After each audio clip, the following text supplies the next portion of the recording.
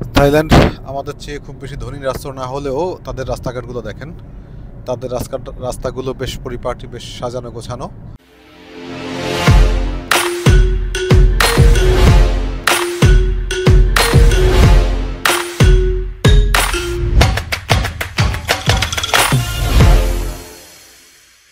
এয়ারপোর্টের রাস্তা হচ্ছে এটি, একেবারে ফুলে ফুলে সাজানো, অনেক ফুলের তোড়া দেয়া, একেবারে কাঁচা ফুল, সুসজ্জিত রাস্তা।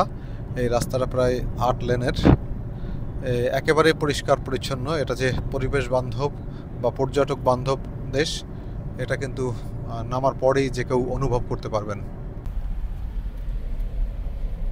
আমরা ব্যাংককে ঘুরছি। ব্যাংককের পথপথ আমরা দেখবো যে ব্যাংককের পথপথে কি আছে। প্রচুর পরিমাণে এখানে হাইরাইজ বিল্ডিং আছে, তবে বিল্ডিংগুলো কিন্তু সুন্দর।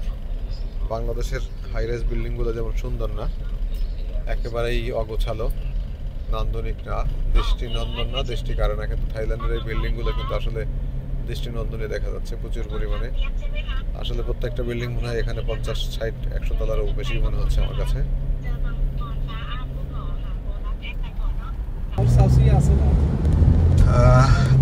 এই যে থাইল্যান্ডে বিশেষ বিশেষ বেশ কিছু রোড আছে যে রাস্তাগুলো আসলে চললে টাকা দিতে হয়। আমরা এমন একটা রোডে যাচ্ছি যে 50 বাত ইতিমধ্যে কেটে নিয়ে গেছে।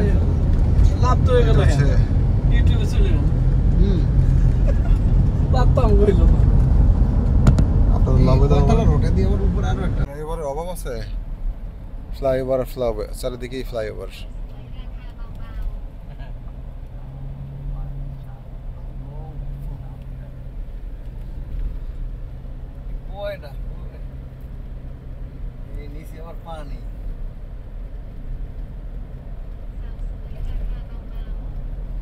এখানে ধান কটা, 1টা 2টা 3টা 4টা, নিচ দিয়ে আবার প্রত্যেকটা রাস্তা আছে।